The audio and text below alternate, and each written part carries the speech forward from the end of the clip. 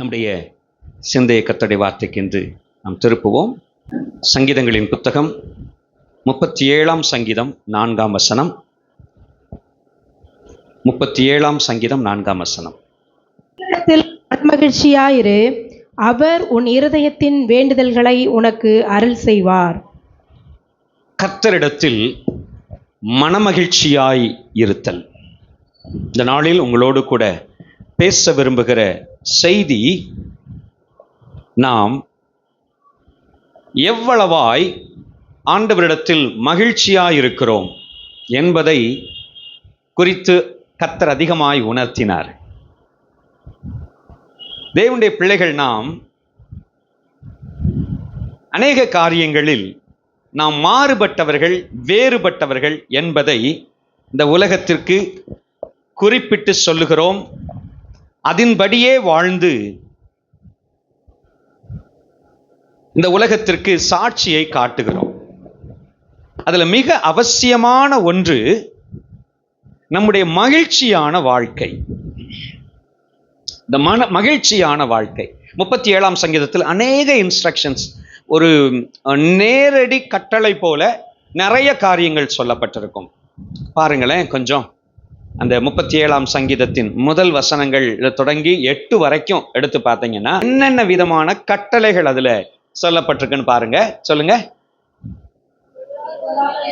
பொல்லாதவர்களை குறித்து எரிச்சல் அடையாதே, Fred not, ஆங்கில வார்த்தை பயன்படுத்தப்பட்டிருக்கு. இந்த பொறாமையோடு கலந்த எரிச்சல், அது எப்படி பயன்படுத்திக்கிறதுன்னு நீங்க பார்த்துக்கோங்க. அந்த வார்த்தை எப்படி, பிடிக்காதவர்களுடைய பயங்கர வளர்ச்சியை பார்த்து வருகிற ஒரு எரிச்சல், அப்படி உள்ள ஃப்ரெட் நாட். அடுத்தது வேற,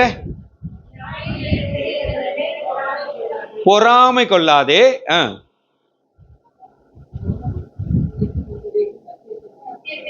சத்தியத்தை மெய்ந்துகொள், சரி, கர்த்தருக்கு ஒப்புவி, காரியத்தை வாய்க்க செய்வார் என்று நம்பிக்கையாயிரு. இதெல்லாம் நிறைய அந்த ஒரு கட்டளைகள் போல சொல்லப்பட்டிருக்கிற நிறைய காரியங்களை இங்கே சொல்லிக் கொண்டிருக்கும் போது மனமகிழ்ச்சியாயிரு என்பதையும் இந்த கட்டளைகளோடு ஒன்றாய் சொல்கிறார். அப்படியானால் இந்த பூமியிலே கர்த்தரில் மனமகிழ்ச்சியாய் இருக்க கூடாதபடி தடை செய்கிற ஏதுக்கள் நிறைய உண்டு. தடை செய்கிற, இதுக்கு வேற எங்கேயோ பஸ் ஏறி பிடிச்சி வந்து நம்மளை குழப்பிட்டு போகணும்னு அவசியம் இல்லை. நிறைய ஒரு சிந்தனை வந்து விழுந்தா போதும், காண்கிற ஒரு காட்சியின்படி ஏற்பட்ட ஒரு பாதிப்பு உண்டானால் போதும். இன்னும் சொல்லுவோம்னு சொன்னா, ஒரு போன் கால் வந்தா போதும், நம்முடைய மனமகிழ்ச்சியை எடுத்து போட தயாரா இருக்கிற ஒரு உலகம். எனக்கு அன்பானவர்களே, கர்த்தரை அறிந்த பிள்ளைகள், கர்த்தருடைய கிருபைக்குள் சட்டையின் மறைவுக்குள் வந்த பிள்ளைகள் ஆண்டவரில் மனமகிழ்ச்சியாயிருக்க வேண்டும், மனமகிழ்ச்சியாயிருக்க வேண்டும். இது ஒரு ஆலோசனை. நீங்க உங்களுக்குள் நீங்க கண்டுபிடிச்சுக்கங்க. எப்பொழுதெல்லாம் துக்கப்படுகிறீங்களோ, எப்பெல்லாம் குறைவாய் நினைக்கிறீங்களோ, டல்லா ஃபீல் பண்றீங்களோ, அதை அப்படியே என்கேஜ் பண்ணிடாதீங்க, அதை அப்படியே விட்டு விடாதிருங்கள், அதிலே தொடர்ந்து இருந்து விடாதிருங்கள். நான் கர்த்தருடைய பிள்ளை, நான் கர்த்தரில் மகிழ்ச்சியை கண்டுகொள்ள வேண்டும், நான் இந்த வேளையில் தானே ஆண்டவருக்குள் மனம் மகிழ வேண்டும் என்கிற உணர்வை உங்களுக்குள் ஏற்படுத்திக் கொள்ளுங்கள். அந்த நோக்கத்தில் தான் ஆண்டவர் எனக்கு இந்த செய்தியை உணர்த்தினார். சொல் தேவ ஜனத்திற்கு அவர்கள் மகிழ்ச்சியா இருப்பதை காண விரும்புகிறேன். அல்லேலூயா. அவர் நம் மகிழ்ச்சிக்காக எல்லாவற்றையும் செய்திருக்கிறார். அதான் நான் 149ஆம் சங்கீதத்தை வாசிக்கும் போது அந்த வசனங்களை நான் சொல்லியிருந்தேன் பாருங்க. இப்ப வாசிங்க 149ஆம் சங்கீதம். 2 செய்தி இருக்கு அந்த வசனங்களில், 2 செய்தி. ஒன்று, கர்த்தர் நம்மில் பிரியமாயிருக்கிறார். நல்லா புரிந்து கொள்ளுங்கள், கர்த்தர் நம்மில் பிரியமாயிருக்கிறார். இரண்டாவது, நாம் அவரில் மகிழ்ச்சியாயிருக்க வேண்டும், நாம் அவரில் பிரியமாயிருந்து மகிழ்ச்சியாயிருக்க வேண்டும். ஆங்கில வார்த்தை இதுல ரொம்ப நன்றாய் அர்த்தப்படுகிறதான ஒரு வார்த்தை பயன்படுத்தப்பட்டிருக்கிறது. God delights in his people. அவருக்கு காணும் போதே ஒரு சந்தோஷம் உண்டாகிறது. பிரியம் கலந்த சந்தோஷம், பிரியம் கலந்த சந்தோஷம். கர்த்தருக்கு ஸ்தோத்திரம் உண்டாகட்டும். இது பெரும்பாலும் பெற்றோர்கள் பிள்ளைகளை நோக்கி பார்க்கிற அதில் அதிகமாய் இந்த காரியம் புரியும். பிரியம் கலந்த சந்தோஷம். கர்த்தர் தம்முடைய பிள்ளைகளை மகிழ்ச்சியோடு கவனித்துக் கொண்டிருக்கிறார். நிறைய நேரங்களில் சில செய்திகள் நம்மை அதிகமாய் கர்த்தர் என் மேல கோபமா இருப்பார்ன்றது என்ன தோன்றுது. நம்ம வாழ்க்கையும் அப்படித்தான் இருக்கு. நிறைய நமக்கே தோணுது, நம்முடைய இருதயமே நம்மளை குற்றவாளிகளா தீர்க்குமானா அப்படின்ற அந்த வசனத்தை பார்த்தீங்கன்னா அடிக்கடி ஆமா, நம்ம இருதயமே முதல்ல என்ன செய்யல, சபாஷ் நீ நன்றாய் வாழ்கிறாய், நீ பரிசுத்தத்தை காத்துக்கொள்ள எங்க சொல்லுது. அப்புறம் எங்கிட்டு சந்தோஷம், தன்னம்பிக்கை, மன நிறைவு அப்புறம் எங்க உண்டாக? நம்ம இருதயமே குத்திக்கிட்டு இருக்கு. அதை விட்டே முதல் படி வெளியே வரல. பரிசுத்தம் என்பது அதுக்கப்புறம் ஆவிகளை பகுத்தறிகிற தேவன், ஆராய்ந்தறிகிற தேவன், அவர் நமக்கு சாட்சி சொல்லணும். என் மகளே, என் மகனே, நீ நன்றாய் செய்தாய், உன் பேரில் பிரியமாயிருக்கிறேன், உன்னில் பழுதொன்றும் இல்லை, அப்படி சொல்லணும்.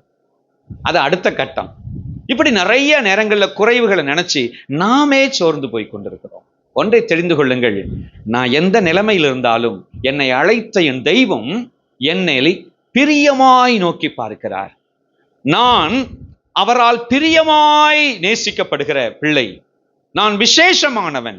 கடந்த வாரத்துல ஈவினிங் சர்வீஸ்ல தியானிச்ச வார்த்தை, நான் விசேஷமானவன், நான் ஒரு சாதாரண மனுஷன் அல்ல.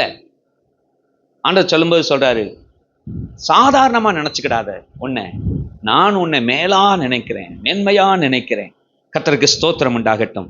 பிரியமான தேவனுடைய பிள்ளைகளே, இந்த மன மகிழ்ச்சியை நாம் அதிகம் செயல்படுத்த வேண்டும். அதுல நம்முடைய சிந்தை சார்ந்த நம்முடைய செயல்பாடுகள் ரொம்ப முக்கியம். அதுல துதித்தல் மிக முக்கியமானது. நீங்க எந்த அளவுக்கு மகிழ்ச்சியோடு நேர்மறையான விஷயங்களை சொல்லி கர்த்தரை துதிக்கிறீர்களோ, நான் இன்னைக்கு செய்தியில அதை தான் நிறைய குறிப்பிட விரும்புகிறேன். ஆவியானவர் எனக்கு திட்டமாய் நல்ல வேறு காரியங்கள்லாம் என் மனதில் செய்திக்காக தோன்றின போது ஆண்டவர் ஒரு தெளிவான நடத்துதலை இந்த செய்தியில் தந்தார். கர்த்தர் உணர்த்தின இந்த செய்தி நிச்சயமாய் நமக்கு ஆவிக்குரிய வாழ்வுக்கு பிரயோஜனமானது. அவர் சொல்லுகிறது, நீ மன மகிழ்ச்சியா என்னை பின்பற்றுகிறாயா? இந்த கேள்வி நமக்கு முன்பாக வைக்கப்படுகிறது. நீங்க கர்த்தரை பின்பற்றுவதில், அவருடைய பிள்ளையாயிருப்பதில், அவரை பிரியப்படுத்தி வாழ்வதில் மகிழ்ச்சியோடு செய்கிறீர்களா? 119ஆம் சங்கீதக்காரன் எத்தனை இடத்துல மன மகிழ்ச்சியை பேசுறாரு தெரியுமா? எத்தனை இடத்துல வெறும் மகிழ்ச்சி இல்ல, மன மகிழ்ச்சி. பைபிள்ல அந்த வார்த்தை பயன்படுத்தப்பட்டு டிலைட். எத்தனை இடத்துல திரும்ப திரும்ப திரும்ப திரும்ப பிரமாணங்கள் மன மகிழ்ச்சி, வேதம் மன மகிழ்ச்சி, உடைய வார்த்தைகளில் நான் மன மகிழ்ச்சியா இருக்கிறேன் என்று சொல்லுகிறார். கர்த்தருக்கு ஸ்தோத்திரம். வேதத்தில் பிரியம், வேதத்தில் மன மகிழ்ச்சி, கர்த்தருடைய நடத்துதலில் மன மகிழ்ச்சி. என்ன கேட்கிற தேவனுடைய பிள்ளைகளே, ஸ்தோத்திரம். இந்த மன மகிழ்ச்சி நாமளும், ஆமா பாஸ்டர் நானும் அப்படிதான் வாழ விரும்புறேன், சந்தோஷமா இருக்கதான் விரும்புறேன். எங்க விடிஞ்சா வரிசையா லிஸ்ட் வந்து நிக்குது, வரிசையா லிஸ்ட் வந்து நிக்குது. பாக்கெட்ல இருக்கிற காசு இவ்வளவுதான்னா அது மாதிரி 30 மடங்கு செலவு வந்து நிக்குது. எங்கிட்டு மன மகிழ்ச்சி? என் பலன் இவ்வளவுதான்னா எனக்கு இருக்கதே பகல் 24 மணி நேரம்னா 36 மணி நேரத்துக்கு வேலை வந்து நிக்குது. ஏன் நியாயம் தானே? அவரவருக்கு அவரவர் ஏஜ் குரூப்புக்கு அவரவர் பிரச்சனை. தேவனுடைய பிள்ளைகளே, கர்த்தருக்கு ஸ்தோத்திரம் உண்டாகட்டும். இவற்றின் மத்தியிலே தேவ பிள்ளையாய் நீங்கள் மன மகிழ்ச்சியா இருக்க முடியும். அல்லேலூயா. ஆமா, சொல்லி பாருங்க, நான் மகிழ்ச்சியா இருக்க முடியும். நான் கர்த்தருக்குள், ஆண்டவர் அவருக்குள் ஒரு மகிழ்ச்சி என்கிற ஒரு இடத்தை, ஒரு ப்ரொவிஷனை வச்சிருக்கிறார். ஒரு காரியத்தை வைத்திருக்கிறார். அவருக்குள் என்று சொல்லுவோம் என்றால் நம்முடைய வாழ்வின் எல்லா பகுதிகளிலும் நிறைவோடு, மகிழ்ச்சியோடு, சமாதானத்தோடு கடந்து செல்லும் ஒரு வழியை ஆண்டவர் ஏற்படுத்தி வைத்திருக்கிறார். இன்னைக்கு ஒரு கர்த்தர் உணர்த்தின 2-3 காரியங்களை நாம் தியானிச்சு பார்ப்போம். முழுவதும் நடைமுறையில் பிராக்டிக்கலான விஷயம். முதலாவதாக, நம்முடைய மகிழ்ச்சியை தீர்மானிப்பது. முதலாவதாக நம்முடைய மகிழ்ச்சியை தீர்மானிப்பது நாமும் நம் ஆண்டவரும் இணைந்த அந்த ஐக்கியம். The deciding factor of your joy is, delight in the Lord is the fellowship with the Lord. கர்த்தரோடு உள்ளதான ஐக்கியமே நம்முடைய மகிழ்ச்சியை தீர்மானிக்கிற விஷயம். எத்தனை பேர் இதை ஒத்துக்கொள்றீங்க? அல்லேலூயா. ஆமா, சங்கீதக்காரன், நான் அதை ஆண்டவர் குறிப்பா அதை உணர்த்தினார் நேற்று. நீ பாரு சங்கீதக்காரன் எவ்வளவு சந்தோஷமா, தாவீது எவ்வளவு சந்தோஷமா இருக்கா. 23ஆம் சங்கீதத்தை நீங்க வாசித்து பார்த்தீங்கன்னா, நம்ம நிறைய நேரங்கள்ல உணர்வை மிஸ் பண்ணிடுறோம், அதை ஒரு தியரி மாதிரி வாசித்துறோம். ஆனா சங்கீதக்காரன் 23ஆம் சங்கீதத்தை சொல்லும் போது எப்படி சொல்லியிருப்பார் நினைக்கிறீங்க? கர்த்தர் என் மேய்ப்பராய் இருக்கிறார், நான் தாழ்ச்சி அடையேன், அவர் என்னை புல்லுள்ள இடங்களில் மேய்த்து அமர்ந்த தண்ணீர் என்னை கொண்டு போய் விடுகிறார். இப்படியா பாடியிருப்பாருன்னு நினைக்கிறீங்க? அந்த அந்த சங்கீதத்துக்கு, அந்த வார்த்தைக்கு பின்னால் இருக்கிற அந்த எந்தூசியாசம், அந்த அந்த ட்ரஸ்ட் ஆன் காட், அந்த மகிழ்ச்சி, அந்த அந்த நம்பிக்கை நிமித்தம் உண்டாகிற சந்தோஷம், உற்சாகம், குதூகலம். அவர் சொல்லும் போது சொல்றார், கர்த்தர் என் மேய்ப்பராய் இருக்கிறார், நான் எதிலையும் குறைவுபட மாட்டேன், நான் ஒன்றிலும் குறைவுபட மாட்டேன்.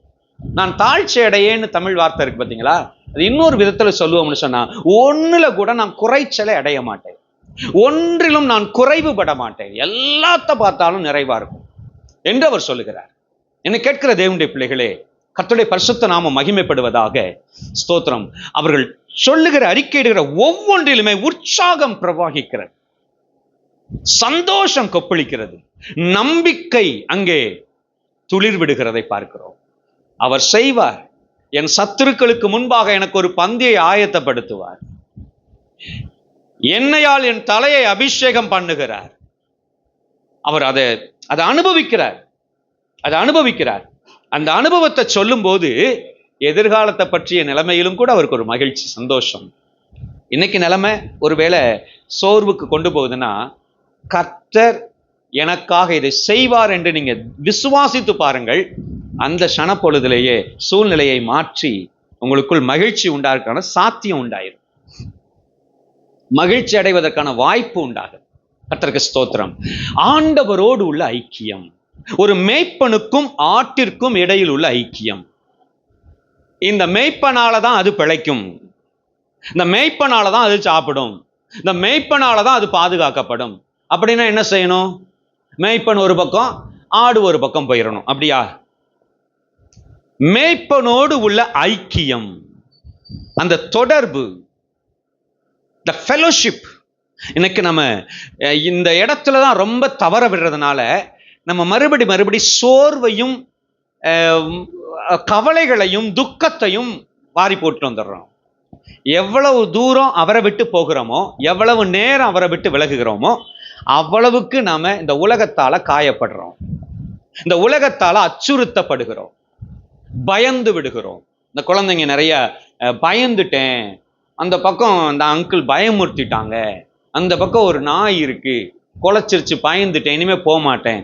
நார்மலா நிறைய இத மாதிரி நிறைய நேரங்களில் நாம் சில சந்தர்ப்பங்களை, சூழ்நிலைகளை இந்த உலகத்தில் தேவன் இல்லாது அல்லது தேவனை விட்டு அவருக்கு பிரியமில்லாதனா அவர் கூட வர மாட்டார், அப்படி பிரியமில்லாததுக்குள்ள போய் அச்சுறுத்தப்பட்டு அந்த அச்சத்தில் நம்முடைய சந்தோஷத்தை இழந்து நிற்கிறோம்.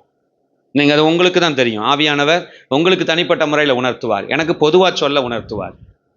கர்த்தருக்கு ஸ்தோத்திரம். நம்ம நிறைய நேரங்களில சந்தோஷத்தை, அது வரைக்கும் நல்லா சந்தோஷமா தான் இருந்தேன், இந்த இதுல தான் நான் தொலைச்சேன். ஒரு ஃபங்க்ஷன்ல போய் ஒரு வார்த்தை உங்களை நோக்கி சோழி முடிஞ்சிச்சு, போகும்போது இருந்த உற்சாகம் புஷ்ன்னு போச்சு. தேவையற்ற தவறான இந்த தேவனை விட்டு தூரம் போகிற இடங்கள் தான் நம்மை வருத்தப்படுத்துகிற இடங்கள். இந்த வருத்தத்தால மகிழ்ச்சியை, மன மகிழ்ச்சியை தொலைத்து விட்டு நிற்கிறோம். என கேட்கிற தேவனுடைய பிள்ளைகளே, எந்த அளவிற்கு கர்த்தரோடு தொடர்பில் இருக்கிறோம் அதுதான் உங்களை மகிழ பண்ணுகிற ஒன்று. அல்லேலூயா. இப்ப இங்க இருக்கிற நம்ம எல்லாரும் நம்முடைய மகிழ்ச்சியை அதை தீர்மானிக்கிற ஒன்று, டிஃபைன் பண்ற ஒன்று கர்த்தரோடு உள்ள ஐக்கியம், கர்த்தரோடு உள்ள ஐக்கியம். கர்த்தருக்கு ஸ்தோத்திரம் உண்டாகட்டும். சங்கீதக்காரன் 34ஆம் சங்கீதத்தில் 8ஆம் வசனத்தில் சொல்லுகிறார், கர்த்தர் நல்லவர் என்பதை ருசித்து பாருங்கள், அவர் மேல் நம்பிக்கையாயிருக்கிற மனுஷன் பாக்கியவான். கர்த்தருக்கு ஸ்தோத்திரம். அவரை ருசிச்சு பாருங்க. அந்த ருசிச்சு பார்த்ததுனால, நல்லவர் என்பது ருசித்ததுனால, யாரோ சொன்னதில்லை, நீங்களே டேஸ்ட் பண்ணி பார்த்துருக்கிறதுனால, அதுக்கப்புறம் அவர் மேல ஒரு ட்ரஸ்ட் வரும் பார்த்தீங்களா, ஒரு நம்பிக்கை வரும் பார்த்தீங்களா, அந்த நம்பிக்கையை பெற்றிருக்கிற மனுஷன் இந்த பூமியில் மகிழ்ச்சியான மனுஷன், பாக்கியசாலி. ஆமா, இந்த பாக்கியவான்கள்னு வர்ற இடம் எல்லாமே பைபிள்ல மகிழ்ச்சியானவர்கள்ன்ற வார்த்தை உள்ளது. அந்த அர்த்தம் தான் இந்த ஆஷேர் என்று சொல்லுகிற அந்த வார்த்தை இந்த பாக்கியவான்கள் என்கிறதோடு தொடர்புடைய வார்த்தை. இதுக்கு ரூட் வேர்டா இருக்கக்கூடிய அந்த இது வந்து மகிழ்ச்சியானவர்கள், மன மகிழ்ச்சியாய் இருக்கக்கூடியவர்கள் என்று சொல்லி. கர்த்தரில் நம்பிக்கை வைக்கணும்னா அவரை அனுபவித்திருக்க வேண்டும். கிறிஸ்தவ வாழ்க்கை என்பதே அனுபவம் சார்ந்த வாழ்க்கை. எப்படி நம்ம ஆண்டவரை நம்ம ருசிச்சிருக்கிறோம், எப்படி இங்க இருந்து பிரசங்கம் பண்ணியிருக்காங்க, என்னென்ன கேட்டிருக்கோம் ஆண்டவரை பத்தி, என்னென்ன நோட்ஸ் எழுதியிருக்கோம், அது இல்லைங்க, அது ஒரு நாளும் உதவி செய்யாது. நம்ம வாழ்க்கையில நம்ம ஆண்டவரை எப்படி நாம அனுபவிச்சிருக்கோம், அவர் அனுபவிச்சது நிமித்தம் நல்லவர் என்பதை கண்டுபிடிச்சிருக்கோம். அதனால அவர் மேல ஒரு நம்பிக்கை வரும், ஒரு சார்பு வரும். அந்த சார்பு தான் நம்மை மகிழ்ச்சியானவர்களாய் பாக்கியசாலிகளாய் வைத்திருக்கிறது. அல்லேலூயா. எவ்வளவு அனுபவிச்சிருக்கோம். கர்த்தர் நல்லவர் நம்ம பாடணும்னா, நீங்களும் உங்க வாழ்க்கையில ஓன் எக்ஸ்பீரியன்ஸ்ல நான் ஆண்டவர் நல்லவர்னு அனுபவிச்சிருக்கேன் பாஸ்டர். எவ்வளவு நல்லவர் தெரியுமா? விடுங்க சிஸ்டர், அதை விட நல்லவர் நான் ரொம்ப அனுபவிச்சிருக்கேன். இப்படி போட்டி போட்டுக்கிட்டே இருக்க வேண்டியதுதான். அவ்வளவுக்கு நம்முடைய அனுபவம் சார்ந்த நம்பிக்கை ஆண்டவர் மேல இருக்கணும். நம்முடைய அனுபவம் சார்ந்த நம்பிக்கை. பிரதர், கர்த்தர் எவ்வளவு நல்லவர் என்பதை நம் அனுபவம் சார்ந்த நம்பிக்கையில் வளர வேண்டும், அனுபவிக்க வேண்டும். இந்த அனுபவம் தான் மகிழ்ச்சியை உண்டாக்குவது. நான் உங்களுக்கு ஒரு காரியத்தை, பழைய காரியம், ரொம்ப ரொம்ப பழசு, ஏதேன் தோட்டத்தில் நடந்தது. ஆதாம் ஏவாள் அனுபவத்தில் இருந்தது. நீங்க கவனிச்சீங்கன்னா, பகலின் குளிர்ச்சியான வேளைகளில் என்ன செய்தாராம்? தோட்டத்தின் நடுவிலே உலாவுகிற கர்த்தர். நல்ல ஸ்ட்ராங் ஃபெலோஷிப் ஆதாமுக்கும் தேவனுக்கும் இருந்தது. மகிழ்ச்சியாயிருந்தார்கள். என்னைக்கு பாவம் செய்தாரோ அப்போ யார் தான் அந்த ஃபெலோஷிப்பை கட் பண்றது, தொடர்பை துண்டிக்கிறது? ஆதாம் தான் துண்டிக்கிறார். அவருடைய பிரமாணத்தின்படி வாழ்ந்து அவரை பிரியப்படுத்துகிற அந்த கனெக்ஷன்ல இல்லாம இவர் தான் என்ன செய்யறாரு? தொடர்பை துண்டிக்கிறார், அவருடைய வார்த்தைக்கு மீறி. அதனால விளைவு என்ன? வசனம் சொல்லுது, வேதனை, வருத்தம், வியர்வை, முள், குறுக்கு. என்ன பிரயாசப்பட்டதற்கு எது பலனாய் வந்திருக்க வேண்டுமோ, ஏமாற்றம்லாம் எங்க இருந்து துவங்குச்சுன்னு நினைக்கிறீங்க? இந்த பாடுபட்டு இத்தனை மாசம் வேலை செஞ்சு உழைச்சிருக்கேன், இத்தனை மூட்டை தானியம் வரும் அப்படின்னா இவர் நினைச்சுக்கிட்டு இருக்காரு, கால்குலேஷன் போட்டு வட்டி முதல்ல யாருக்கெல்லாம் என்னெல்லாம் கொடுக்கணும், எதெல்லாம் வாங்கணும், எல்லாம் கணக்கு போட்டு வச்சு உட்கார்ந்துருக்கிறாரு. கடைசி பார்த்தா இவர் நினைச்சதுலையும் காவாசி கூட வரல. வசனம் அங்கேயே சொல்லி இருக்குது, நீ நிலத்தை பாடுபட்டு பண்படுத்தி செய்வ, அதுவோ என்னத்தை முளைப்பிக்குமா? எதிர்பார்க்காத முள்ள முளைப்பிக்கும், குறுக்க முளைப்பிக்கும், தேவையற்ற தீமையை தரும். எங்க இருந்து இந்த தீமை ஸ்டார்ட் ஆச்சுன்னு நினைக்கிறீங்க? இந்த வருத்தம் ஸ்டார்ட் ஆச்சுன்னு சொல்லி நினைக்கிறீங்க? ஏமாற்றம் எப்ப இருந்து ஸ்டார்ட் ஆச்சுன்னு நினைக்கிறீங்க?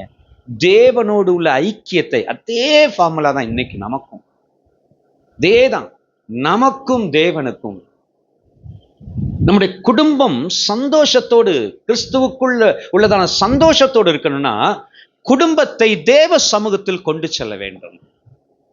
குடும்பத்தை தேவ சமூகத்தில் கொண்டு செல்ல வேண்டும். தேவ சமூகத்தில் தொடர்பு படுத்த வேண்டும். ஒவ்வொருவரையும் தேவனோடு தொடர்புள்ளவர்களாயிருங்கள். கர்த்தருக்கு ஸ்தோத்திரம். ஆம் பிரியமானவர்களே, அதுதான் மகிழ்ச்சிக்கு காரணமான விஷயம். நான் மகிழ்ந்திருக்கிறேன் என்றால் என்னை எப்பொழுதும் தொடர்பு கொண்டிருக்கிற, கனெக்டடா இருக்கிற ஒரு சர்வ வல்லமையுள்ள தேவன் ஒருவர் இருக்கிறார். நான் ரொம்ப மகிழ்ச்சியா இருக்கிறேன், not just because of my strength, my health. நான் ரொம்ப சுகமா இருக்கிறேன், ஆரோக்கியமா இருக்கிறேன், அதனால மகிழ்ச்சியா இருக்கேன். இல்ல, என்கிட்ட நிறைய பணம் இருக்கு, என் தேவையெல்லாம் சந்திக்கப்பட்டிருக்கு, அதனால இல்ல. என்னோடு பழகுகிற மற்ற எல்லாரும் எனக்கு அவ்வளவு ஆதரவா இருக்கிறார்கள், எனக்கு உதவுகிறவர்களா இருக்கிறார்கள், எல்லாரும் என் நன்மையை விரும்புகிறார்கள், அதனால இல்ல. ஒரு தேவ பிள்ளை அப்படி சொல்ல முடியாது. எல்லாமே நெகட்டிவா இருந்தாலும், நான் பார்த்தவங்கள தீர்க்கதரிசி சொல்லுகிறார், அத்திமரம் துளிர் விடாமற் போனாலும் ஏன் சந்தோஷத்தை டிஸ்டர்ப் பண்ண முடியாது. கர்த்தருக்கு ஸ்தோத்திரம். அதுக்கு ரகசியமே தேவனோடு உள்ள தொடர்பு, அந்த ஐக்கியம். கர்த்தர் நாம மகிமைப்படுவதாக. இன்றைக்கு நம்முடைய வாழ்க்கையிலும் கனெக்டடா இருந்தீங்கன்னா நிறைய அசாத்திய காரியங்களை சாதிக்கலாம். ஏற்கனவே உங்களுக்கு தெரிஞ்ச ஒரு காரியம்தான். ஒரு சின்ன பையன், ஃபர்ஸ்ட் ஸ்டாண்டர்டில் படிக்கிற பையன், அவன்கிட்ட ஒவ்வொரு டீச்சர் ஒரு நாள் கேட்டுக்கிட்டு இருந்தாங்களாம். எப்போவும் இந்த புதுசாக ஆரம்பிச்சுட்டாலே கேட்பாங்கல்ல ஒன்னொன்னா, அது மாதிரி நீ என்னவாகுவ, நீ என்னவாகுவேன்னு. இவர் சும்மாவே ஆள் ரொம்ப பயந்தவர். அங்கே சாயங்காலம் 6 மணிக்கு மேலேயே இருட்டு பக்கம் போகணுன்னா அம்மா கூட தான் போவார். அப்படி ரொம்ப பயந்தவர். எங்க ஸ்கூல்ல எல்லாரும் கிரவுண்ட்ல விளையாடும் போது இவர் நாய் வந்துடும், அங்கே கோழி நிற்கும்னு இவர் போக மாட்டார். அவ்வளோ பயந்தவர். எல்லாரும் கேட்டுக்கிட்டே வரும்போது ஒவ்வொருத்தரும் ஒன்று சொன்னாங்க. இவங்கிட்ட வந்த உடனே இவர் சொன்னார், நான் சிங்கம் ட்ரெயின் பண்ற ட்ரெயினர் ஆவேன், லைன் ட்ரெயினர் ஆவேன் சர்க்கஸ்ல அப்படின்னு சொன்னாராம். எல்லாருக்கும் சம கடுப்பு. டீச்சருக்கெல்லாம் ரொம்ப கடுப்பாயிடுச்சு. இந்த கிளாஸ்ல ஆக பயந்தாங்கொழி நீ தான், நீ என்ன வேலை பார்ப்பேன்னா சிங்கத்தை என்ன செய்வாரா, உட்காருனா உட்காரு, எந்திரினா எந்திரி, எல்லாம் செய்ய வைக்கிற சிங்கம் நடத்துற ஆளு ட்ரெயினரா இருப்பாரு அப்படின்னு சொன்னா கடுப்பு வருமா? கடுப்பாயிருச்சு. உடனே அடுத்த கேள்வி கேட்டாங்க, இம்புட்டு பயப்படுறையே, எப்படி நீ அந்த சிங்கத்து பக்கத்துல போய் ட்ரெயின் பண்ணுவ, பழக்குவ, என்ன செய்வ, பயமா இருக்காதா? நான் சொன்னானா, எங்க அம்மாவை பக்கத்துல வச்சுக்கிடுவேன், எங்க அம்மாவை கூப்பிட்டு பக்கத்துல வச்சுக்கிடுவேன். ஆமா, சிம்பிள். பயமா தான் இருக்கும், அம்மா பக்கத்துல இருந்தா பயப்பட மாட்டேன். இவ்வளவுதாங்க, சின்ன லாஜிக். அந்த பையனுக்கு தெரிஞ்சது, நமக்கும் தெரிஞ்சுன்னா ரொம்ப நல்லா இருக்கும். இந்த பூமியில நம்மளை பயமுறுத்துற நிறைய இருக்கு, நம்மளை அச்சுறுத்துற நிறைய காரியம் இருக்கு, நம்ம சந்தோஷத்தை எடுத்து போட வைக்கிற அளவுக்கு த்ரெட்டன் பண்ற விஷயம் நிறைய இருக்கு. எஸ், ஒன்னே ஒண்ணு சின்ன சூத்திரம் தான், கர்த்தரை கூட வச்சுக்கிட்டா எல்லாம் முடிஞ்சு. ஹல்லேலூயா, ஹல்லேலூயா. சங்கீதக்காரன் அடிக்கடி இதை ரகசியத்தை தான் அவர் சொல்றாரு, கர்த்தரை எப்பொழுதும் எனக்கு முன்பாக வைத்திருக்கிறேன். ஒரு வகையில பார்த்தா இதெல்லாம் சுயநலம் தான், வேற எந்த பிரியம் அதெல்லாம் தாண்டி இவர் பக்கத்துல இருந்தாருன்னா பயம் இல்லாம இருக்கலாம். ஆம், வாலிப பிள்ளைங்க, வாலிப பையங்க சொல்றேன், இந்த ஆண்டவரை வாலிப வயதிலேயே கூட வச்சுக்கிட மட்டும் பழகிருங்க. இவர் கூட இருந்தா போதும், உங்க வாழ்க்கை சேஃப். இவர் கூட இருந்தா போதும், கன்ஃபார்ம்டா நன்மையா நடத்துவார், தீமையை அனுமதிக்க விட மாட்டார், தீமை நெருங்க விட மாட்டார். கர்த்தருக்கு ஸ்தோத்திரம்.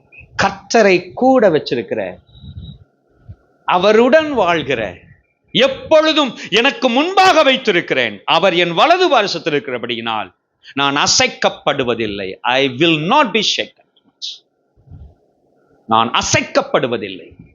அசைக்க நிறைய பார்க்கும், நிறைய அசைச்சு கூட பார்க்கும், ஆனால் அசையவே மாட்டோம். ஏன்? கர்த்தர் மேல் நங்கூரம், கர்த்தர் மேல் நங்கூரம்.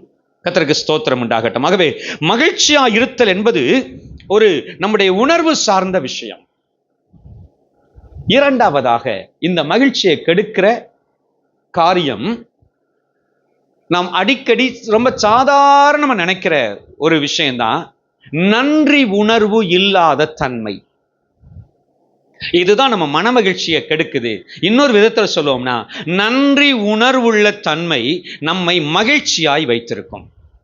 எப்படி? இதுக்கும் அதுக்கு எப்படி தொடர்பு இருக்கு? நன்றி உணர்வு நம்மை அந்த பெற்ற நன்மைகளுக்கு பசுமையாய் வைத்து, அந்த நினைவுகளை பசுமையாய் வைத்து அதற்கு நெருக்கமாய் கொண்டு சென்றுவிடும். 5 வருஷத்துக்கு முன்னால நடந்த ஒரு நன்மை கூட, ஒரு உதவிய கூட நாம நினைத்து கொண்டிருப்போம்னா, அந்த உதவி கிடைத்த ஏதுவின் மேல் இப்பவும் நீங்க சந்தோஷமா, மகிழ்ச்சியா, நம்பிக்கையா இருக்க அந்த உணர்வு கொண்டு போயிடும். இல்லை இல்லை, எல்லாருக்கும் நடக்கிறது தான், இதெல்லாம் ஒரு ஹெல்ப்பா சொல்லுவாங்க. வெளிநாட்டு மேற்கத்தியவர்கள் நிறைய நன்றி சொல்றாங்க, தேங்க்ஸ் சொல்றாங்க அப்படின்னு சொல்லிட்டு. இப்போயும் நம்ம நிறையா மேற்கத்திய பழக்கங்களை படித்ததில் நிறைய முக்கியமான ஒரு விஷயம் தேங்க்ஸ் சொல்றது. நிறையா நன்றி சொல்றாங்க, ரொம்ப நன்றி சொல்றாங்க. ஆனாலும் இப்போ நாம நிறைய விஷயங்கள்ல அவருக்கு எதுக்கு நன்றி சொல்லணும்? ஹோட்டல் போயிருக்கிறோம், வெயிட்டருக்கு, அவருக்கு எதுக்கு நன்றி சொல்லணும்? அவர் டியூட்டி, அவருக்கு சம்பளம் வேற உண்டு, அவர் செய்கிறது வேலைக்கு. அது மாத்திரம் இல்லை, நம்மளும் எப்போ அது டிப்ஸ் வேற கொடுத்துட்றோம், எல்லாம் முடிஞ்சு, எதுக்கு நன்றி வேற சொல்லணும்? இல்லை இல்லை, ஒரு மேற்கத்தியவர் பாருங்க, அந்த கலாச்சாரத்தில் பழகினவர்கள் அவர் கொஞ்சம் தண்ணி எடுத்து வந்து வச்சா கூட அதுக்கு ஒரு தேங்க்ஸ் சொல்லுவோம். நீங்க காசு கொடுக்குறீங்க, சம்பளம் வாங்குறார், அதெல்லாம் வேற விஷயம். எனக்கு அது உதவியா இருக்கிறது, எனக்கு அது உதவியா இருக்கிறது. எனக்கு அன்பானவர்களே, இந்த நன்றி உணர்வு நம்மளை என்ன செய்யும்? ஒரு நாள் வாழைப்பழம் வாங்குற அந்த கடையில அவர் ஒரு நாள் ஒரு செயலை செஞ்சார். பரபரப்பா அப்படியே இயங்கிக்கிட்டு இது பண்ணிக்கிட்டு இருந்தாரு. திடீர்னு ஒருத்தரை பார்த்த உடனே வாங்க வாங்க வாங்கன்னாரு, என்ன வேணும்னாரு, எல்லாம் கொடுத்தாரு.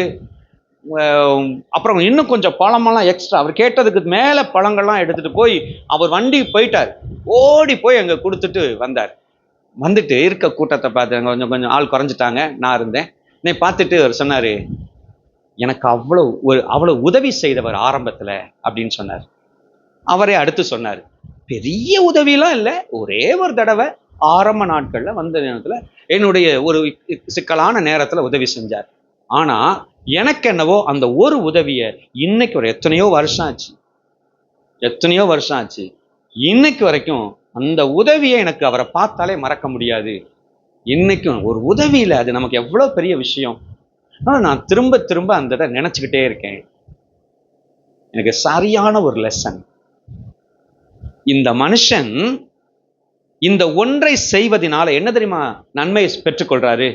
எனக்கும் உதவி செய்யக்கூடிய நபர்கள் இருக்கிறார்கள், எல்லாரும் எதிர்க்கவில்லை என்னை, எனக்கும் இரக்கம் காட்டுகிற நபர்கள் இருக்கிறார்கள், என் பட்சமாய் நிற்கிறவர்கள் இருக்கிறார்கள், எனக்கும் இந்த உலகத்தில் நன்மையை கருதுகிற நபர்கள் இருக்கிறார்கள் என்ற உணர்வை ஒவ்வொரு முறை நன்றி உணர்வை காட்டும் போதும் அவர் தனக்குத்தானே ஏற்படுத்திக் கொள்ளுகிறார். இந்த நன்றி மறக்கிற உணர்வு இருக்கு பாருங்க, இன்னைக்கு ரொம்ப பரவலா மனுஷருக்குள்ள இருக்கு. என்னத்தை செஞ்சுட்டாங்க உடனே நம்ம யோசிக்கிறது, என்னத்தை செஞ்சுட்டாங்க, அதுக்குதான் நம்ம இதை செஞ்சோம்ல, அதை பண்ணோம்ல. மனிதர்களுக்கு மத்தியில எந்த அளவுக்கு அந்த நன்றி உணர்வு மறக்குதோ பரவாயில்ல. நன்றி உணர்வு அப்படின்றது வரலை அப்படின்னா நம்ம என்ன செய்வோம்? நமக்கு உதவி செய்த ஒரு நபரை இழந்து போகிறோம் மனதளவிலே. இது எப்படி உண்மையோ அதே போலதான் பசுமையா நீங்க வச்சிட்டுங்களேன். நீங்க எனக்கு ஒரு உதவி செஞ்சீங்க, அத நான் ஞாபகமா இருக்கு, இப்ப நினைச்சாலும் அதுக்கு ஒரு நன்றி உள்ளவனா இருக்கேன். ஒருத்தட்ட சொல்லி பாருங்களேன், அது வரைக்கும் அவங்க நடந்துகிட்டு இருந்ததுல இருந்து வித்தியாசமா நடப்பாங்க. அந்த நன்றி உணர்வு, செய்த ரிசீவ் பண்ணின அந்த உதவியை நினைத்து கொண்டே இருக்கிற உணர்வு நம்மையே ஒரு மாதிரி ஒரு தைரியம் உள்ளவங்களா வச்சிருக்கோம். எனக்கும் உதவி செய்ய ஆட்கள் இருக்காங்க, நம்ம சமூகமா படைக்கப்பட்டவங்க, நமக்குன்னு உள்ள நபர்களை நம்ம தற்காத்து கொள்ள வேண்டும். இந்த விஷயத்துல நம்பர் 1 இடத்துக்கு வைக்க வேண்டியது நம்முடைய ஆண்டவர். அல்லேலூயா. வேதத்துல நீங்க பாருங்க, அவர் நம்ம மூச்சு விடுற ஆக்சிஜன் முதற்கொண்டு அவர் தான் தந்துகிட்டு இருக்காரு, எல்லாத்தையும் அவர் தான் தர்றார். எத்தனை பேர் அவருக்கு நம்ம ஆண்டவரே நான் உயிரோட இருக்கிறதுக்கே உமக்கு நன்றி, என்ன சுகமா வச்சிருக்கிறதுக்கே உமக்கு நன்றி, துதிப்போம், எல்லாரும் கர்த்தர் செய்த நன்மைகளை துதிப்போம் அப்படின்னு சொல்லும் போது எத்தனை பேரு நான் இருக்கிறது, என் குடும்பம் இருக்கிறதே உங்க கிருபை தான், நன்றி ஆண்டவரே. எத்தனை பேர் அதை நினைச்சு துதிக்கிறோம்? சாட்சி சொல்லலாம்னு சொல்லி வரும்போது என் ஒண்ணுமில்லைங்க, நான் இருக்கிறதே கர்த்தருக்கு ஸ்தோத்திரம், அவர் கிருபை. வசனம் அப்படித்தானே சொல்லுது, நிர்மூலமாக இருப்பது அவருடைய கிருபை, அவருடைய கிருபை நிர்மூலமாக. இந்த நன்றி உணர்வு தேவனோடு உள்ள, தேவனை பற்றிய விஷயத்துல எவ்வளவு நன்றி உணர்வோடு இருக்கீங்களோ அவ்வளவு உங்களுடைய மன மகிழ்ச்சியோடு சம்பந்தப்பட்டது. எனக்கு ஒரு தேவன் இருக்கிறார், அல்லேலூயா, எனக்கு ஒரு ஆண்டவர் இருக்கிறார், என்னை கவனித்துக் கொண்டிருக்கிறார், என் தேவை என்று வரும்போது உதவி செய்வார், என் ஜெபத்தை கேட்பார், எனக்காக கிரியை செய்வார், இறங்கி வருவார் களத்துல. அந்த உணர்வு, அந்த உணர்வு, அந்த உணர்வு என்னைக்கோ நடந்துச்சு, செய்த நன்மை அப்படியே விட்டுட்டு வந்தோம்னு வச்சுக்கோங்களேன், அது அதோட போயிடும். ஆனா தாவீதுக்கு கோலியாத்தை எதிர்க்கும் போது கர்த்தர் உதவின அந்த உதவியை என்னைக்கும் வாழ்நாள் முழுசும் மறந்திருக்க மாட்டார், வாழ்நாள் முழுசும் மறந்திருக்க மாட்டார். மோசே இஸ்ரவேல் ஜனங்களை நடத்தி கொண்டு வரும்போது செங்கடல் வழியா அந்த கடலை பிளந்து வழி கொண்டு வந்த, நடத்தி கொண்டு வந்த அந்த பாதையை வாழ்நாள் முழுவதும் மறந்திருக்க மாட்டார். ரிப்பீட் பண்ணி சொல்லிக்கிட்டே இருக்கார். கர்த்தருக்கு ஸ்தோத்திரம். என்னை கேட்கிற தேவனுடைய ஜனங்கள், நம்முடைய வாழ்வில் கர்த்தர் செய்த நன்மை அது நினைக்கப்பட வேண்டும், மறக்கப்படக்கூடாது, மறக்கப்படக்கூடாது. இதை மறந்துட்டு அவன் மேல கோபம், இவன் மேல கடுப்பு, இவங்க மேல எரிச்சல். 37ஆம் சங்கீதம் 1 முதல் 8 வசனம் வரைக்கும் பாத்தீங்கன்னா 3 தடவை எரிச்சல் ஆகாத, எரிச்சல் ஆகாதன்னு. இந்த எரிச்சல் படுத்துறதுக்குன்னே ஒரு கூட்டம் இருக்கு. நான் உங்க சைட்ல இருந்து சொல்றேன், பாவம் அவங்க உண்மையிலே எரிச்சல் படுத்துறாங்களோ இல்லையோ, நம்ம பார்க்க எரிச்சல் ஆகுதே. வசனம் சொல்லுது, இந்த எரிச்சல் உன் சந்தோஷத்தை காலி பண்ணிவிடும். அல்லேலூயா. இந்த எரிச்சல் சந்தோஷத்தை, பொல்லாதவர்கள் மேலும் எரிச்சல் அடையக்கூடாது. காரிய சித்தி, one who has success in his deeds, ஒருத்தனுக்கு அவன் முயற்சிக்கிறதெல்லாம் சக்சஸ் ஆகுது, அவனை பத்தியும் எரிச்சல் ஆகாத. இந்த 2 ஃபேக்டர் நமக்கு எரிச்சல் ஆக்குறதுக்கு இருக்கு. நமக்கு தான் ஜெயிக்கல, நமக்கு தான் வாய்க்கல, நம்ம முயற்சி தான் பலன் கொடுக்கல, அவங்களுக்காவது பலன் கொடுத்து சந்தோஷம் ஆண்டவரே ஸ்தோத்திரம், இன்னும் ஆசீர்வதி, இன்னும் உயர்த்தும். இதுக்கு பழகிட்டோம், நம்ம சந்தோஷத்தை அழகா மெயின்டைன் பண்ணிக்கலாம். இந்த எரிச்சல் நம்முடைய சந்தோஷத்தை காலி பண்ணிவிடும். இன்னைக்கு ஃபுல்லும் சக்சஸ் அப்படின்றது எதின் அடிப்படையில் போய்கிட்டு இருக்கு தெரியுமா? சக்சஸ்ன்றது எதன் அடிப்படையில், வெற்றி எதன் அடிப்படையில் போகுது? கம்பேரிசன் தான், கம்பேரிசன் தான். எத்தனை மார்க்ன்றது கூட பிரச்சனை இல்லை, எத்தனாவது ரேங்க். எடுத்த மார்க் 48, ஆனா ரேங்க் ஃபர்ஸ்ட் ரேங்க், அதுக்கு தான் ஒரே சந்தோஷம். எடுத்த மொத்த மார்க்கே 48 தான்.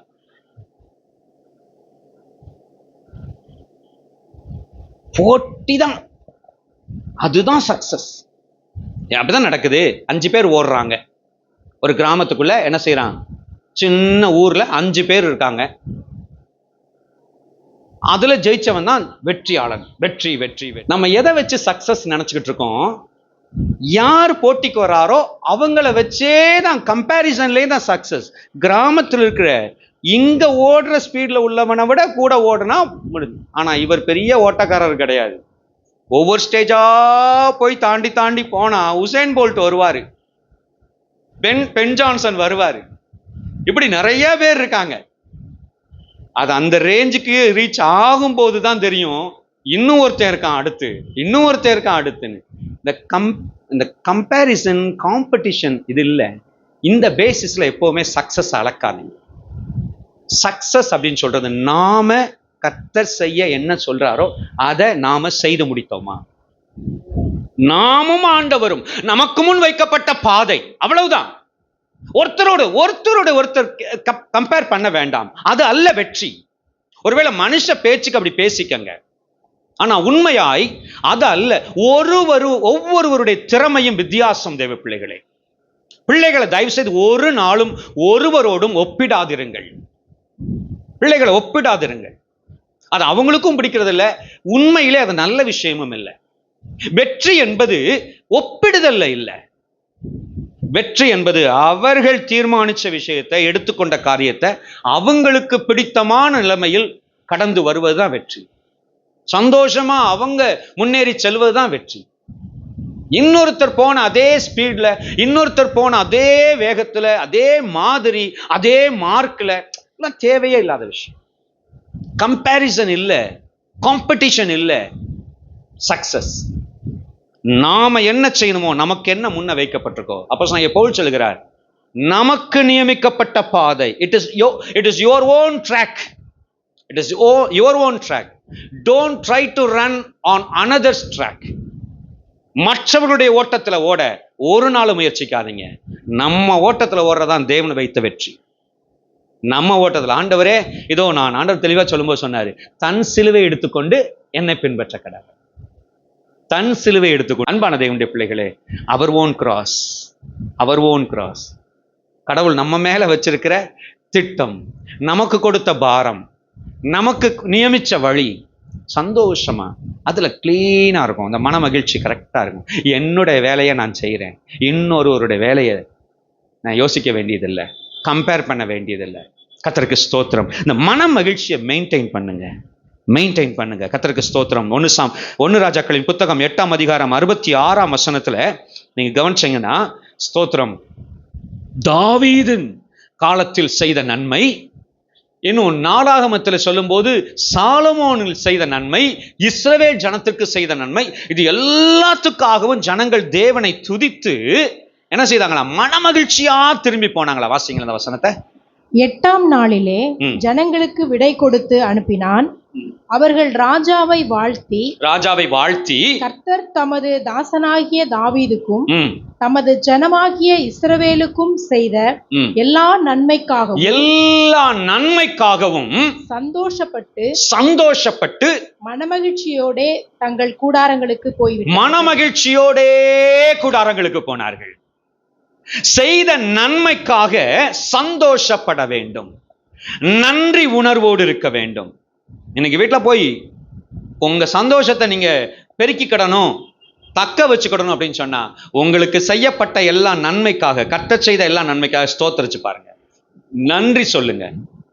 இந்த 2025 ஆரம்பிச்சதுல இது வரைக்கும் என்னென்ன நன்மை செஞ்சாரோ ஞாபகத்துக்கு வருதோ, ஆண்டவரே கொஞ்சம் நான் மெனக்கெட்டு குறிப்பிட்டு நன்றி சொல்லாம விட்டதெல்லாம் இன்னைக்கு நான் இதை எடுக்கிறேன், எல்லாத்துக்கும் நன்றி சொல்லி சந்தோஷப்பட்டு செஞ்சு பாருங்க. உங்களுக்குள்ள மனமகிழ்ச்சி தன்னால பொங்கும். ஏன்னா, நீ கவலைப்படாத மகளே, கவலைப்படாத மகனே, உனக்கென்று ஒரு கிரியை செய்கிற ஒரு தெய்வம் இருக்கிறார். இந்த 2025 5 மாசம் நடத்தின தெய்வம் மீதியை நடத்த மாட்டாரா என்கிற உணர்வு உங்க இருதயத்துக்குள்ளே வரும். நீங்க செஞ்சு பாருங்க, அந்த மகிழ்ச்சி எங்க இருந்து வரும்னு தெரியாது, உள்ள இருந்தே வரும்.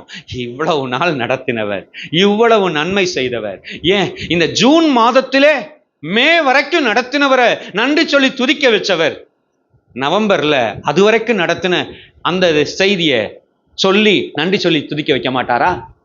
டிசம்பர்ல துதிக்க வைக்க மாட்டாரா?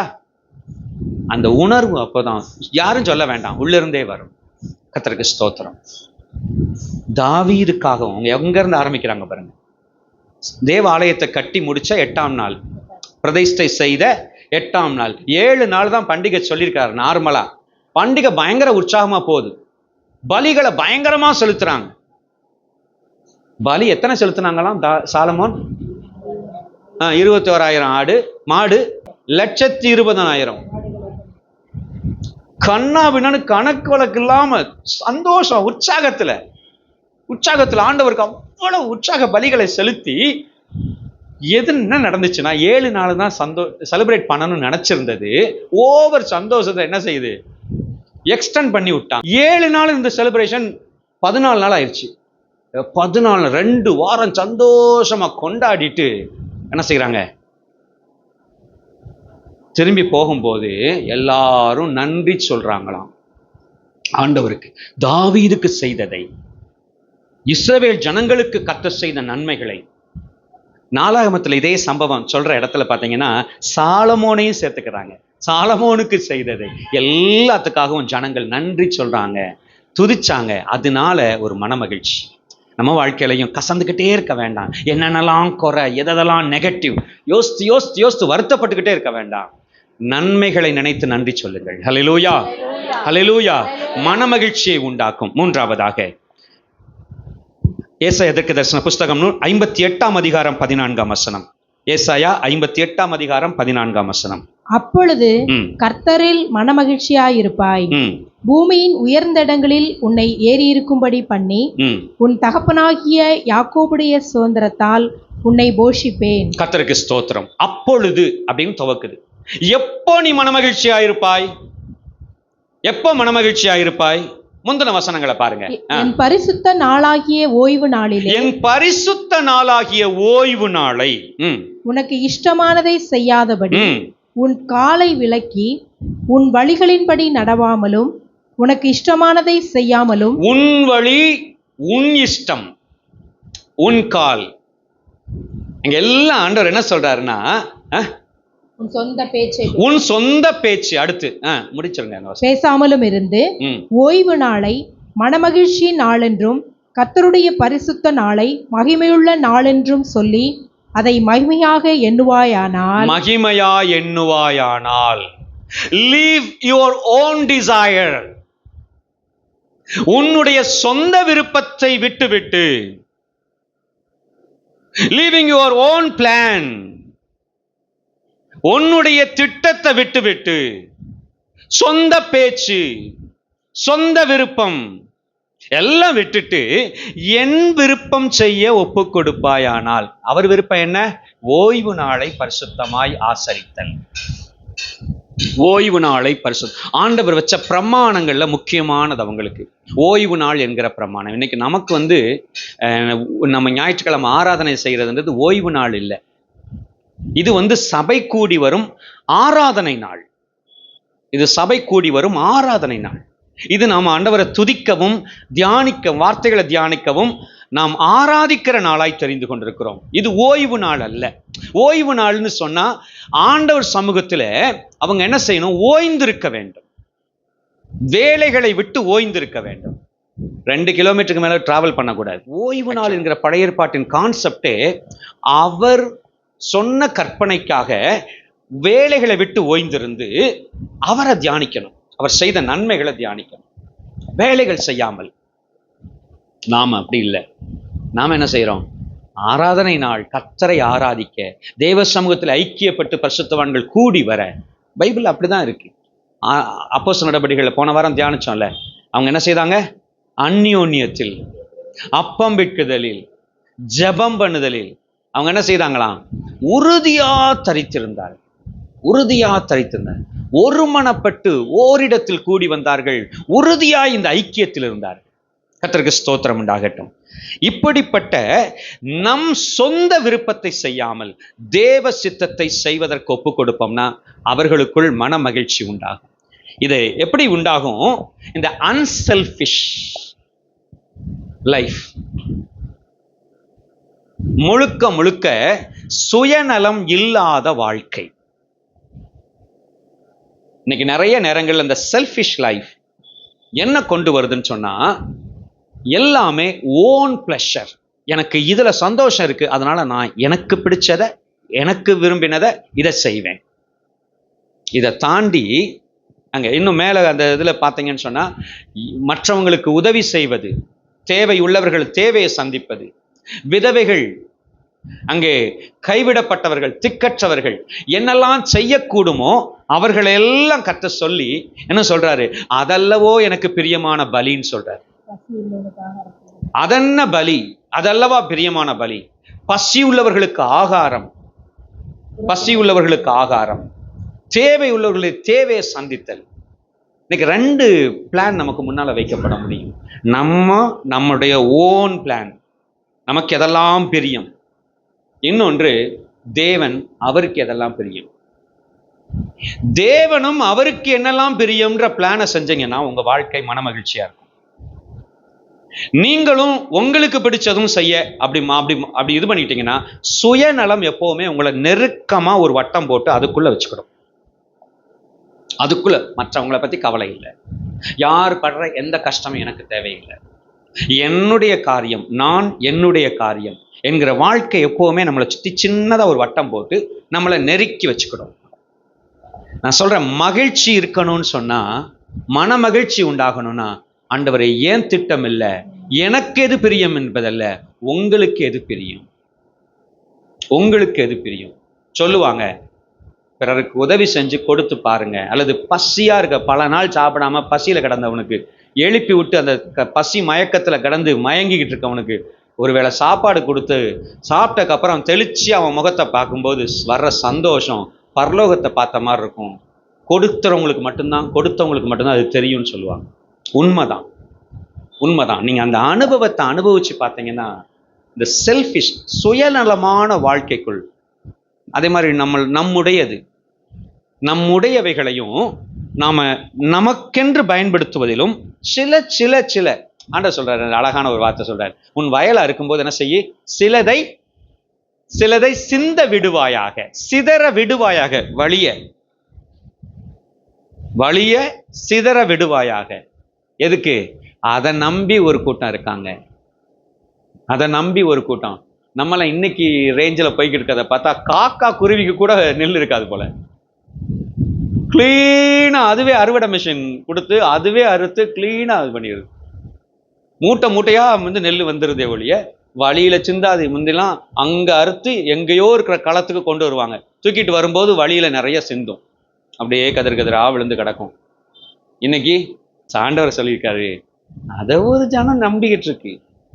அதுக்காக அதுல பிளஷர், அதுல சந்தோஷம் இருக்குங்க, அதுல மகிழ்ச்சி இருக்கு. நம்மிடத்தில் உள்ளவை சில நேரம் சிந்தப்பட வேண்டும், சிதறப்பட வேண்டும், சிதறப்பட. பிரியமான தேவனுடைய பிள்ளைகளே, சில நேரம் இந்த சிதற விடுறதுல அவ்வளவு மகிழ்ச்சி, அவ்வளவு மகிழ்ச்சி. அதுல என்ன அர்த்தம்? தேவ விருப்பத்தை, தேவ திட்டத்தை ஒரு மனுஷனுடைய தேவையை சந்திக்க என் மூலமாக இருக்கலாம். தேவை சந்திக்கிற திட்டம். எலியாவை போஷிக்க ஆண்டவருக்கு என்ன தேவைப்பட்டுச்சு? ஒரு காகம் தேவைப்பட்டுச்சு. அந்த காகம் என்ன வேலையை செய்து இங்கிருந்து எடுத்து அங்க போய் கொடுக்குது.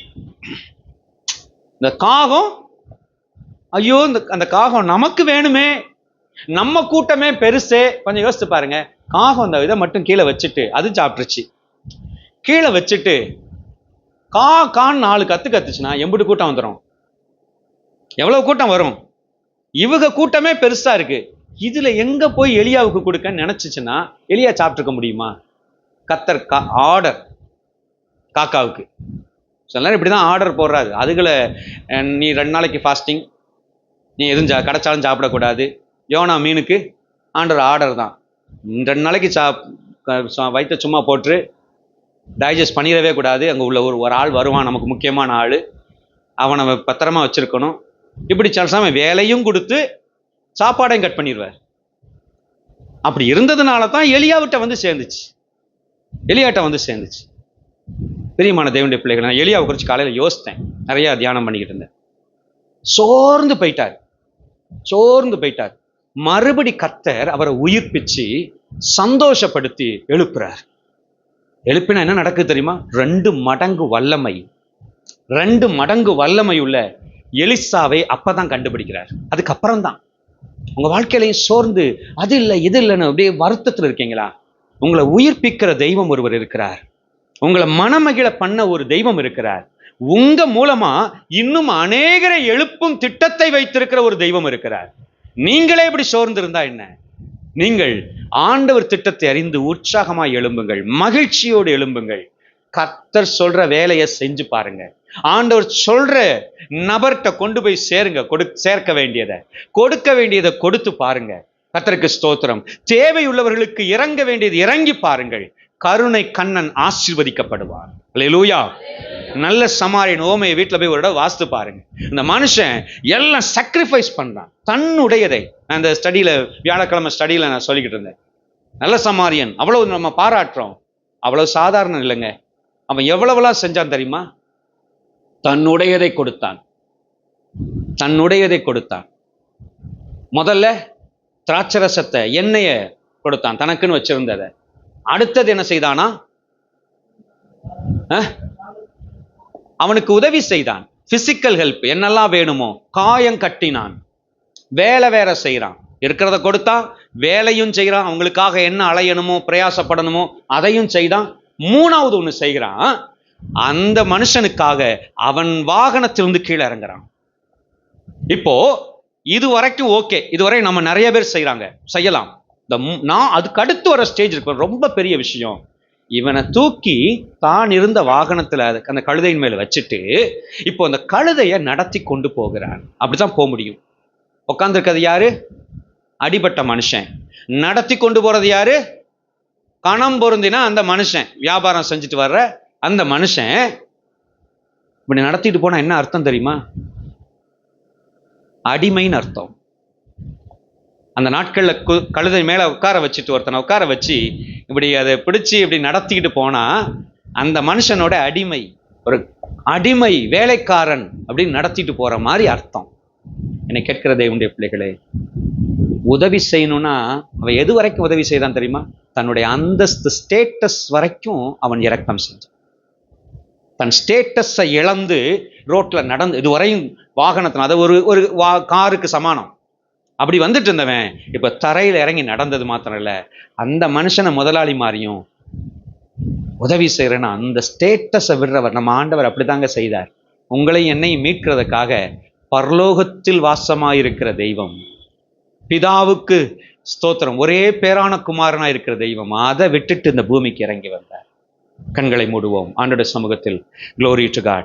மன மகிழ்ச்சியின் ரகசியம் இதில் இருக்கு.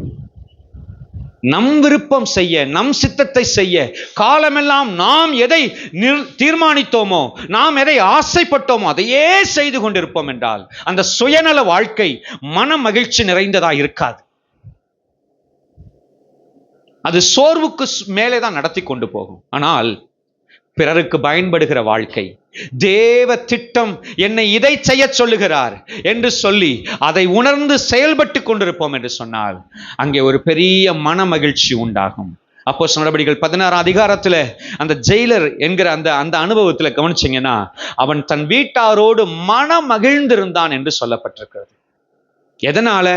பவுலப்போஸ்தலன் அவ்வளவு வேதனைகளுக்குள்ளும் பாடுகளுக்குள்ளும் ஒப்பு கொடுத்து கர்த்தர் சித்தம் நடக்கட்டும், அவர் திட்டத்துக்கு என்னை முற்றிலும் எதிர்ப்பில்லாமல் ஒப்பு கொடுக்கிறேன் என்று ஒப்பு கொடுக்கும் போது யாரோ ஒரு குடும்பம் எங்கோ மகிழ்ச்சியாய், எங்கோ ரட்சிப்பின் அனுபவத்திற்குள் கடந்து வந்து மன மகிழ்ந்து கொண்டிருக்கிறதுக்கு காரணமாகிறான். இன்னைக்கு நம்ம வாழ்க்கையிலையும் கூட தேவ திட்டம் அறிந்து என் திட்டம் அல்ல ஆண்டவரே உங்க திட்டம் நடக்கட்டும் என்று ஒப்பு கொடுப்போம் என்று சொன்னால் நம் ஒப்பு கொடுத்தலின் வாயிலாக அநேகர் மகிழவும் நம்முடைய வாழ்க்கையும் தானும் ஆண்டவருக்கு ஒப்பு கொடுத்தது நிமித்தம் மனமகிழ்ச்சியோடு இருக்கவும் கர்த்தர் நடத்துவார். மனம் இருத்தல் ஒரு நல்ல ஔஷதம் என்று வேதம் சொல்லுகிறது. மன மகிழ்ச்சி ஒரு நல்ல ஔஷதம், நல்ல மருந்து. கர்த்தருக்கு ஸ்தோத்திரம். நல்ல மருந்து. மன மகிழ்ச்சியோடு இருக்க தேவ சித்தத்திற்கு ஒப்பு கொடுத்து பாருங்கள். கர்த்தரை அவர் செய்த நன்மைகளுக்காக நன்றி உள்ள உணர்வோடு கூட நன்றி செலுத்தி துதித்து பாருங்கள். அவரோடு உள்ள ஐக்கியத்தை இடைவிடாமல் காத்து கொள்ளுங்கள். அவரோடு தொடர்ந்து பேச, அவரோடு உறவாட, அவரோடு நடந்து செல்ல அந்த அனுபவத்தை எப்பொழுதும் தக்க வைத்துக் கொள்ளுங்கள். மன மகிழ்ச்சியோடு கர்த்தர் உங்களை நடத்துவார். கர்த்தரை நம்பி praise the Lord, hallelujah, நன்மை செய், சத்தியத்தை மேய்ந்து, praise the Lord, hallelujah, amen, glory to God, தேசத்தை சுதந்தரித்துக்கொள். கர்த்தர் நமக்கு உதவி செய்வாராக. praise the Lord, hallelujah, amen. கர்த்தர் உங்களில் பிரியமாயிருக்கிறார். எல்லாவற்றுக்கும் மேல கர்த்தர் உங்களில் பிரியமாயிருக்கிறார் தேவ பிள்ளையே. ஆமேன். அவரில் நீங்களும் மனமகிழ்ச்சியாயிருக்க நம்மை ஒப்பு கொடுப்போம். பரிசுத்தமும் கிருபையும் உள்ளவரே, எங்களை ஆசீர்வதிக்கிற எங்கள் தெய்வமே, இப்பொழுதும் ஆண்டவரே எங்கள் பேரில் பிரியமாயிருந்து மகிழ்ந்து கொண்டிருக்கிற தெய்வம், எங்களை அழைத்தவர், எங்களை உருவாக்கி கொண்டிருக்கிறவர், எங்களை வளர்த்தவர், ஆவிக்குரிய நிலைமையிலே பிறருக்கு பிரயோஜனங்களாய் ஏற்படுத்தி வைத்திருக்கிறவர், எங்களுடைய ஒவ்வொரு கிரியையும் கண்டு நீர் மகிழத்தக்கதாக எங்களை ஒப்பு கொடுக்கிறோம். குறிப்பாய் சுயநல வாழ்வுக்கு ஆண்டவரே நாங்கள் நோ சொல்லி உங்க திட்டத்தை நிறைவேற்ற எங்களை ஒப்பு கொடுக்கிறோம். ஆசீர்வதியும். எப்பொழுதும் வசனம் கேட்ட உடைய பிள்ளைகளை மகிழ்ச்சியோடும் தேவ சமாதானத்தோடும் நிரப்பி நடத்துவீராக. ஆளுகை செய்யட்டும். தூரத்திலும் சமீபத்திலும் இருக்கிற எங்களுக்கு அன்பானவர்களை நினைக்கிறோம். தேவ கரம் அவர்களை தாங்கிக் கொள்ளட்டும். இயேசுவின் நாமத்தில் ஜெபிக்கிறோம் எங்கள் பிதாவே. என் ஆத்துமாவே கர்த்தரை ஸ்தோத்தரி, என் முழு உள்ளமே பரிசுத்த நாமத்தை ஸ்தோத்தரி. என் ஆத்துமாவே கர்த்தரை ஸ்தோத்தரி, கர்த்தர் செய்த சகல உபகாரங்களை மறவாதே. நம்முடைய கர்த்தராகிய இயேசு கிறிஸ்துவின் கிருபையும் பிதாவாகிய தேவனுடைய அன்பும் பரிசுத்தாவின் ஐக்கியமும் சமாதானமும் காவலும் இன்றும் என்றும் சதா காலங்களிலும் நம் அனைவரோடும் கூட இருப்பதாக. அல்லேலூயா, அல்லேலூயா. கர்த்தர்